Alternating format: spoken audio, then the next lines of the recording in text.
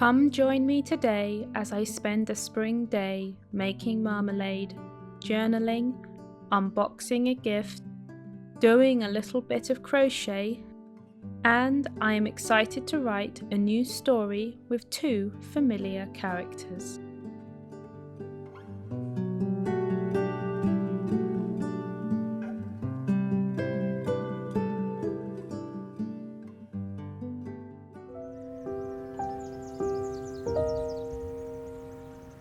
The town's streets are lined with orange trees, one after the other. Along the pavements, in the parks and little squares, there are citrus trees. Orange jewels hide in their leaves under clusters of light green. They watch the pavement below. A few are picked by the passer-by, filling up a pocket or two. Many more fall onto the road and roll away, finding corners to gather under dustbins and cars. The rest will be eventually collected by the town and sent far away. Their juices are not the sweet kind that grace the glasses on a breakfast table, but are instead bitter. Bitter oranges to make into marmalade. Until then, the oranges grow high up in the trees as people walk and cars rattle through the streets below.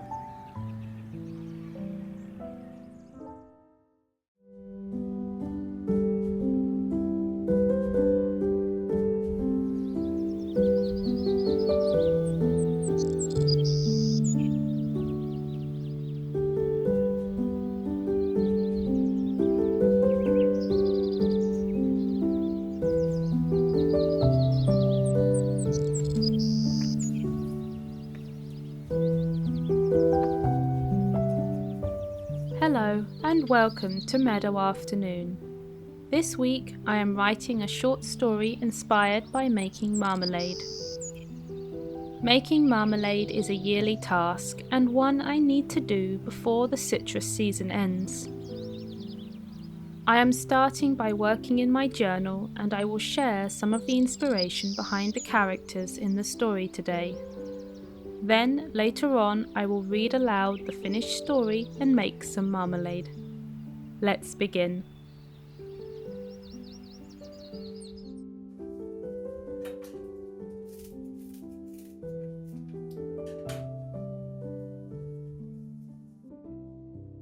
The beginning of the year ushers in the citrus season, before the heat of the summer and the abundance of soft fruit begins.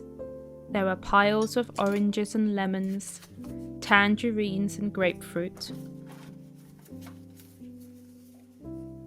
Combined with water and sugar, these fruits can turn into a sticky sweet preserve, ready to last the whole year. Making marmalade is a tradition in my family. Some years we make an enormous amount in one go, bringing in crates and crates of local oranges and getting out the largest of our pots and pans. While on other years we make several small batches, working with a bowl or 2 of oranges at a time. This week I only have time for a mini batch. A very mini batch, but a couple of jars nonetheless. I have spoken before about how much I enjoy seasonal jobs. Things you do once or twice a year. Preserving is one of those things. Capturing a fruit or a vegetable that's in season and preserving it to enjoy all year round. While it can be relatively easy to find produce in the supermarkets at all times of the year, I still try to eat things in season as much as possible, especially with local produce. With vegetables grown in our garden, we must eat seasonally, as melons don't grow in the winter, and it's quite hard for cabbages to survive the summer heat. Each season brings its own treats and unique flavours, and I like to capture as much as I can. Marmalade is not a complicated thing to make.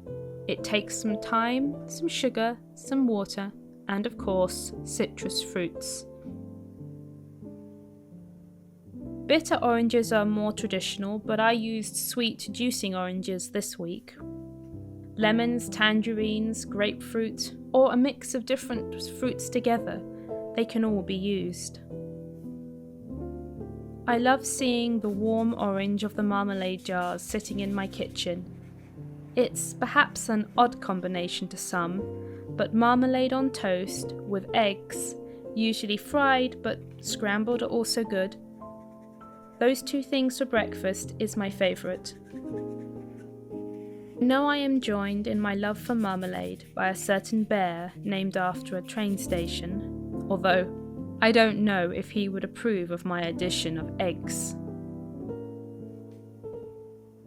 As for the story this week, I want to write about a very particular character, and one I haven't shared before on the channel, but it's someone I know very well. Planning out the marmalade this week instantly made me think of her. Somewhere in her backstory and my enormous pile of notes, I have written down the taste of marmalade as a key childhood memory for this particular character. So I thought today I would return to a world that I know well, but one I haven't been to in a while.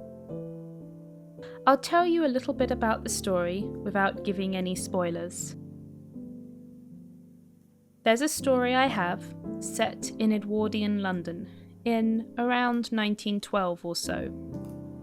It's a story of a building full of different tenants, people just about making ends meet, doing all sorts of different jobs around the city. A couple of those jobs include peddling ribbons and buttons in the street, and working in the Covent Garden flower market. Into this topsy-turvy, noisy world of all these different tenants comes a quiet young woman living a life she secretly wants to escape from.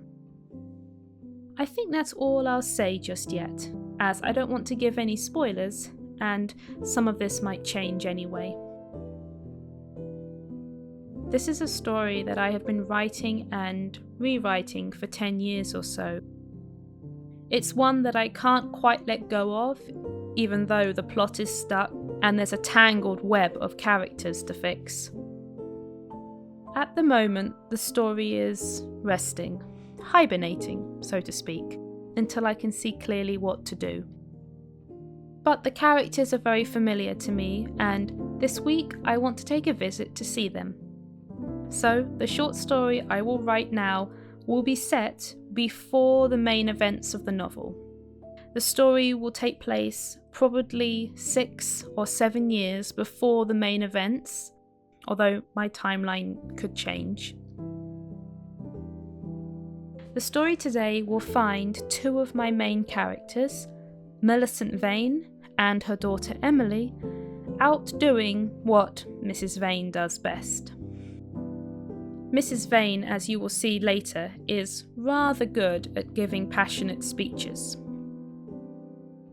I want the story today to give a little glimpse into their relationship dynamic, their lives, and Emily's feelings in that moment in time. Do you like to make marmalade or jams? Or is there something you would like to learn how to preserve? Leave a comment down below and let me know. And if you're enjoying the video so far, please give the video a like and subscribe so you don't miss new stories.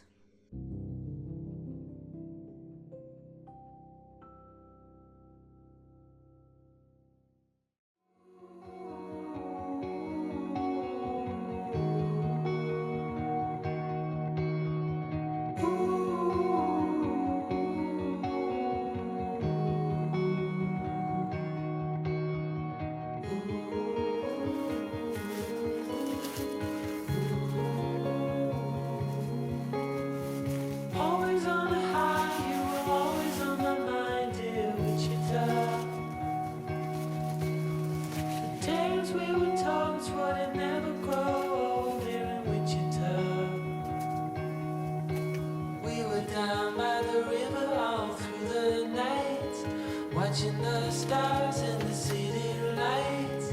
Right from the start, said we never grow apart, dear Wichita.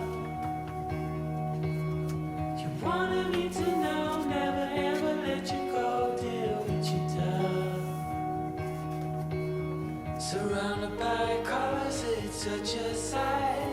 Watching all the lovers fall into the night. All the moods in the heartbeat. We're going back where it all began. The same ground under our feet. Starts to shake with you all weekend.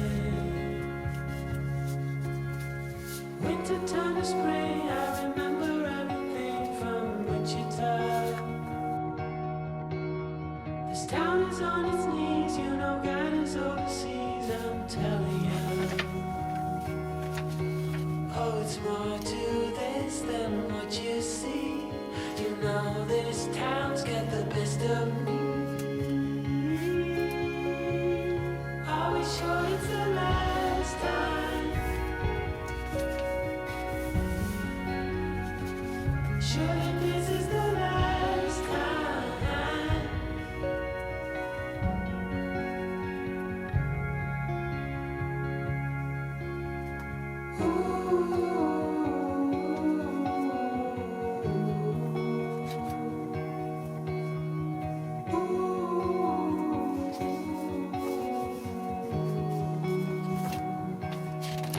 Oh, we were down by the river all through the night, watching the stars in the city lights.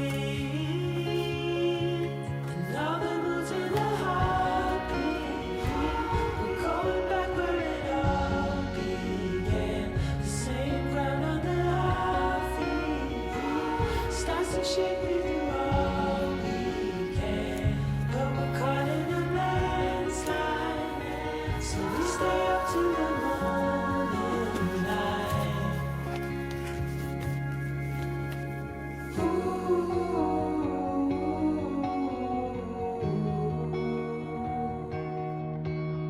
The tales we were told, we would never grow old here in Wichita.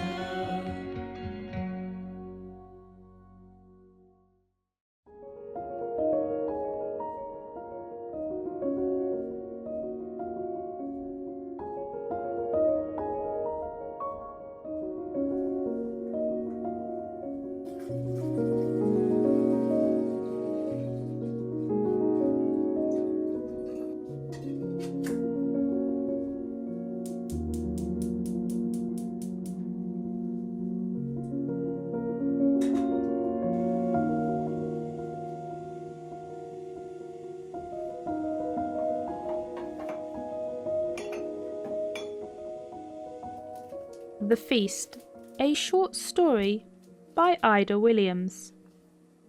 1903. Oh dear me, you must be soaked. Come in, come in. No fuss necessary. The tall, angular woman marched in through the open door, a folded umbrella in hand.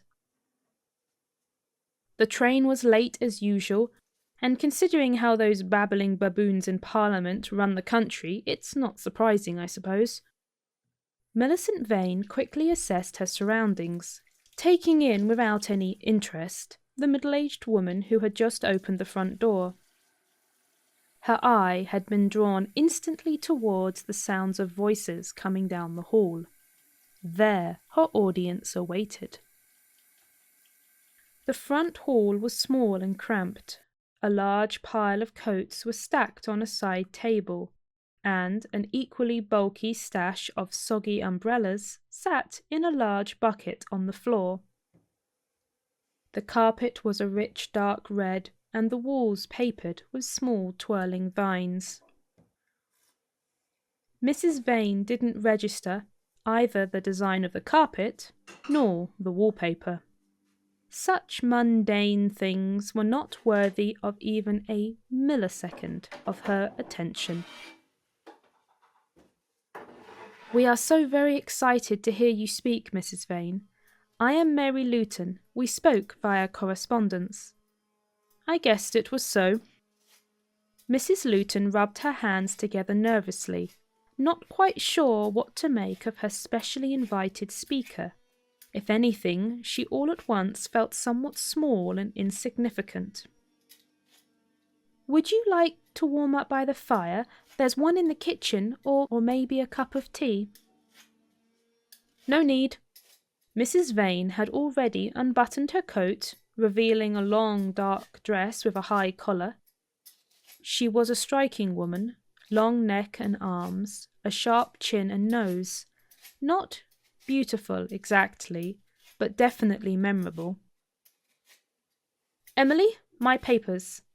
She barked a quick command over her shoulder, and to Mrs. Luton's surprise, a teenage girl stepped in through the front door, emerging from the darkness of the porch where she had been silently waiting for instructions.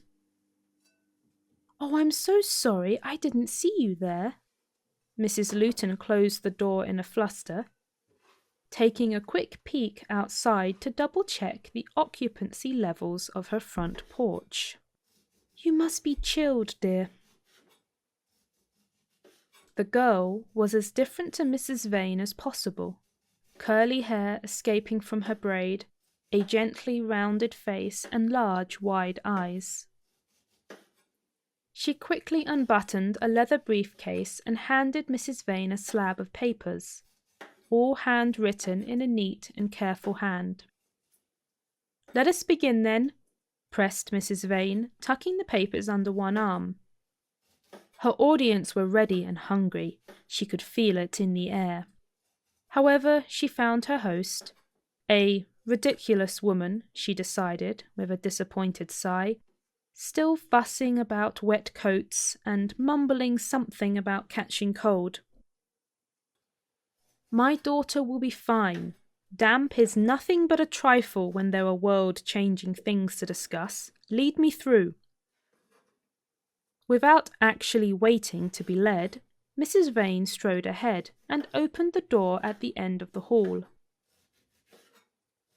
Mrs. Luton rushed after her, desperately reminding herself that as the host and as head of the club, she needed to introduce the speaker.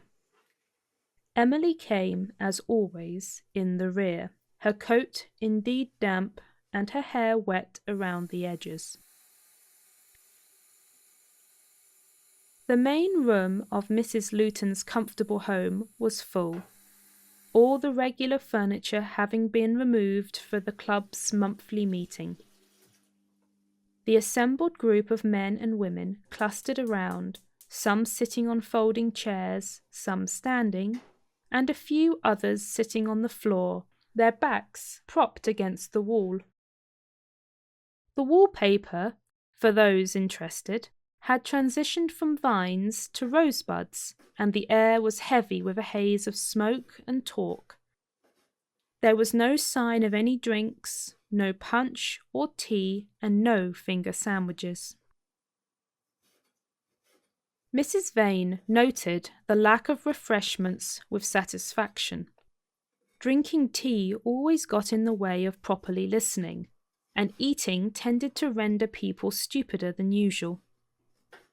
Cutting a straight path through the room, she was not one to say please or thank you, and never pardon me. Thus the crowd inevitably had to part for her. Once on course, Millicent Vane never altered, not on any account, not for anyone. The room soon saw that their speaker had arrived, and a hush fell over them as Mrs. Vane set her papers down on the prepared podium. She observed them all with a quick sweep. They appeared the normal bunch of civilians, nothing special. The types of upstanding members of society that had the spare time to join a book club, go on church outings, and no doubt considered themselves more learned and a step above the working man. It made little difference to Mrs. Vane who her audience were. It was the message she had to impart that mattered. Impact was ever the goal. Everyone, this is Mrs. Millicent Vane from London." Much to Mrs. Vane's dismay, the silly woman from the front door, whose name escaped her, had decided to speak for some reason.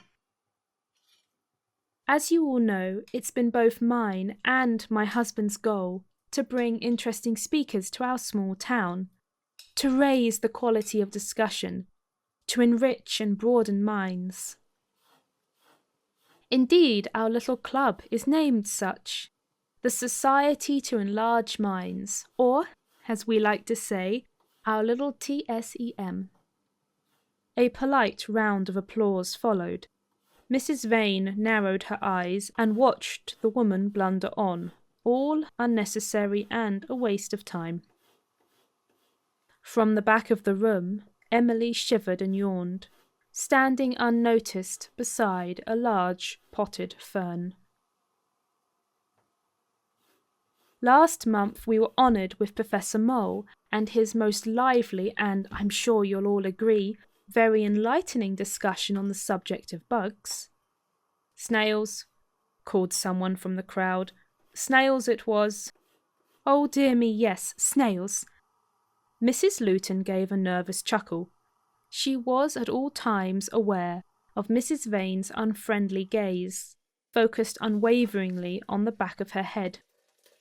It took most of her will and all of her courage to keep pressing forward.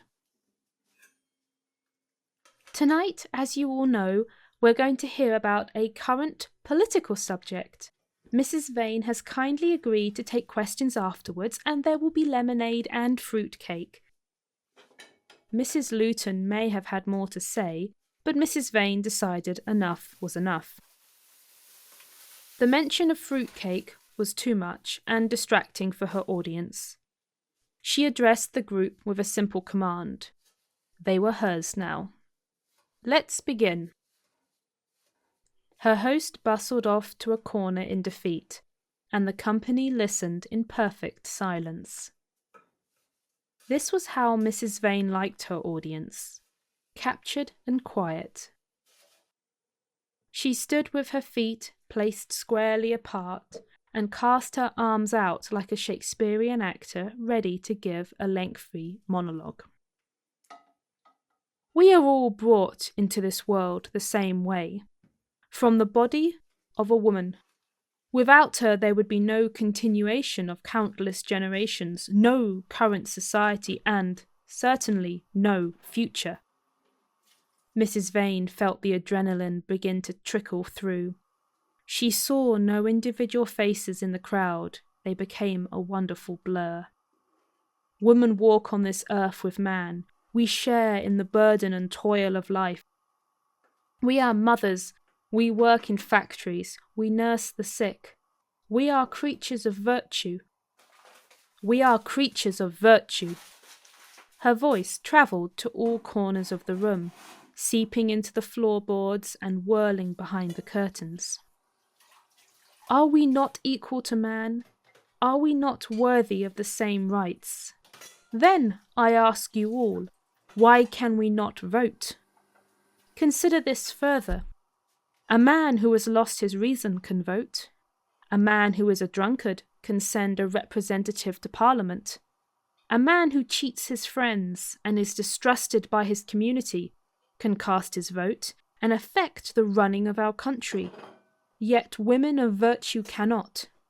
We are captives, unable to cast our say in this nation. Is it not time for freedom? Mrs. Vane kept her audience entranced. Whatever their personal opinions were, and there were always a vigorous mixture, for as long as she spoke, they could do nothing but sit and listen. Even those prone to argumentative interrupting found it hard to do so when she spoke. For the length of time that she was at the podium, they were her captives. There she could unleash her true and at times frightening talent for giving speeches. There was one person whom Mrs. Vane's speech had little effect. Somewhere in the back of the room, still shivering, her daughter crept away slowly from the potted fern. Emily had heard it all before. Heading down a passage, the girl soon found the room she sought and entered the kitchen. As Mrs. Luton had described, there was a low fire burning in the grate, and the refreshments for the meeting laid out on a wooden table. 3 tall glass pitchers of lemonade, small slices of lemon floating delicately inside, and 2 dense fruit cakes, already cut up into small pieces, were arranged on a platter. Emily's stomach grumbled as she walked past the food. It had been hours and hours since she had eaten, and that had only been a murky bowl of soup at the railway station. The food laid out was not intended for her, so she passed it by and knelt down on the stone floor, warming her hands in front of the fireplace. "Meeting not to your liking, lass?" Emily looked up, startled. She had completely missed the elderly man sitting in a rocking chair to one side of the hearth. Over his lap draped a thick blanket, and a cane rested against the wall. "Don't startle yourself," he smiled. "Get good and warm. Terrible night out there." He pulled over a small stool for her with the hook of his cane. Emily gratefully got up off the cold stones and perched on the stool. "What nonsense are they hearing about tonight? My daughter-in-law likes a bit of learning." He leaned back in his chair as he spoke, but watched Emily closely, observing her pale face and dark circles under her eyes. He guessed she was 12, maybe 13 years old. "One time some professor, claimed he was a professor, I had my doubts, gave a talk about how to speak. Insisted most Englishmen couldn't speak English well. If you can believe that, imagine lecturing English folk on how to speak English. Then there was a chap who went on for 2 hours about bird eggs." He gave a snorted chuckle. "Birds may have eggs. The only ones I'm interested in are hens." "My mother is talking now," replied Emily quietly, as her stomach gave another grumble at the thought of eggs. "Ah, is that so? Something interesting?" "She wants women to vote." The old man nodded thoughtfully. "Aye, that's a modern idea, that. Well, it's likely a better talk than eggs. Or snails. How about some tea? Fetch the kettle over there, and we'll set ourselves up proper." Emily did as he instructed, and from his chair he directed the gathering of 2 mugs from the cupboard, a bottle of milk, half a loaf of bread, and a white ceramic jar brought over from the sideboard. "Legs never good in the cold," he explained, as Emily set the kettle onto the fire. "By all rights, a guest shouldn't make her own tea." "I don't mind," she replied. "I like it." "You cook much at home?" "No. We're always travelling, so Mother can give her speeches. We don't go home often." Mr. Luton slid a thick piece of bread onto the toasting fork and then held the handle over the fire, roasting the bread to an even light brown all the way round. There is an art to toasting bread over a fire, and the old man had had a life's time of practice. "Must be tiring, lass." Emily shrugged and set out the mugs. She seemed happily distracted for a while, searching for a teapot, and he asked no further questions. She soon found various other bits in the cupboard, bringing 2 small plates, some butter, and a spoon. "There now, a proper feast we'll have. You take the first one. If my ears don't deceive me, it's been a while since you last ate." A hot piece of toast was placed onto Emily's plate, and then slathered generously with butter. From the ceramic jar he pulled out a loaded spoonful of orange marmalade. Glittering in the light of the fire, the preserve looked like a golden elixir. Each with a steaming cup of milky tea, they settled into their feast. The butter melted into the warm bread, and merged with the sticky, sweet marmalade. Emily took a large bite and then another, a clump of orange landing on the front of her coat. The cold rain and long hours riding in a railway carriage endlessly writing up her mother's dictation faded away for a while. "Marmalade's a treat, aye, lass?" She surprised him with a wide grin. "It's my favourite. My father loved it. We used to eat it every breakfast." Seeing the colour spread back into her cheeks in two splotchy patches, he gave her a gap-toothed smile back. "I think we best have another slice or two. Let's grab some of that cake as well." The end.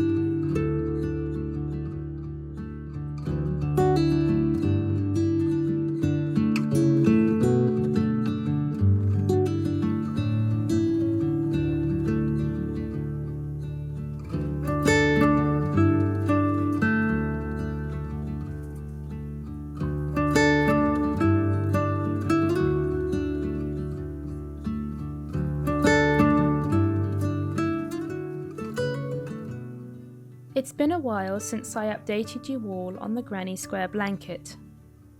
It is progressing along, just slowly. I have been working on it a little bit here and there over the last few months. And that's precisely what I wanted this project for, something I could just pull out any time I wanted to relax and crochet for a bit. I called this project earlier a blanket, as I do plan on having a finished blanket in the end, but at the moment I don't know if I actually bought enough yarn. My initial planning didn't quite go as far as to calculate yardage and lengths. After picking the colours and the type of Granny Square pattern, I dived in. I think in the end I probably will have to buy a bit more yarn at some point, depending on how large I want the blanket to be. Until then, I will use what I have and see where it gets me. The further along I go, the more mindless the process has become, especially now that I have the majority of the pattern memorised. Even after leaving the project for days at a time, I find I can mostly find my way again with only a quick glance at my pattern notes. Bit by bit, the blanket is growing, one square at a time.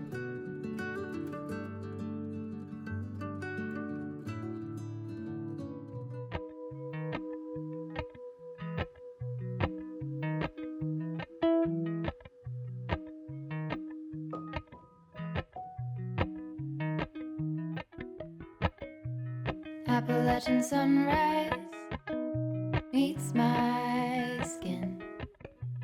Even with my eyes still closed, I can feel it coming in. Golden, golden, I'll follow only golden, golden, golden, golden things.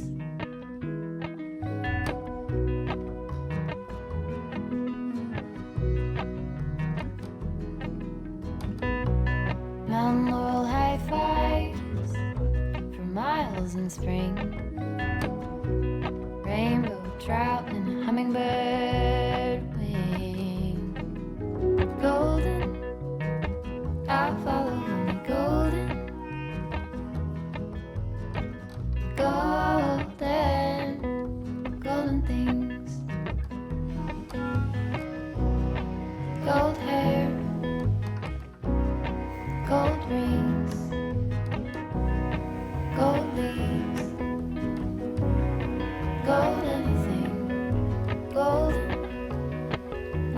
yellow, only golden. Golden, golden things.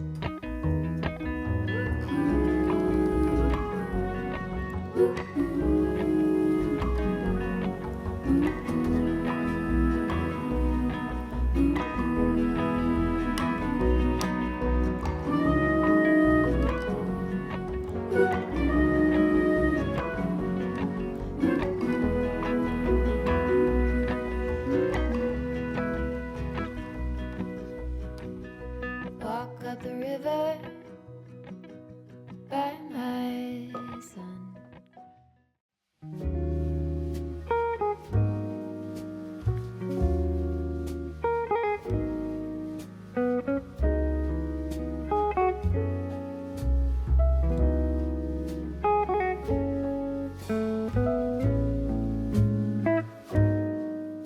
Thank you for watching today's video. I hope you enjoyed the story and enjoyed meeting Emily and her mother. It feels good, but also a little bit odd, and honestly a little bit nerve-wracking to be finally sharing something with these particular characters. As I said earlier, I have been writing them for over 10 years and I've never shared anything publicly before. It was really nice to write them this week. It was very familiar and it was like going back somewhere you know well. As I have so much pre-established backstory for them, their dialogue flowed very easily. Let me know if you want to hear more about Emily and Mrs. Vane. Which of the characters in the story today did you like best? I felt a little sorry for Mrs. Luton. She tried her very best and was quite brave, really, especially to continue to talk with Mrs. Vane staring her down.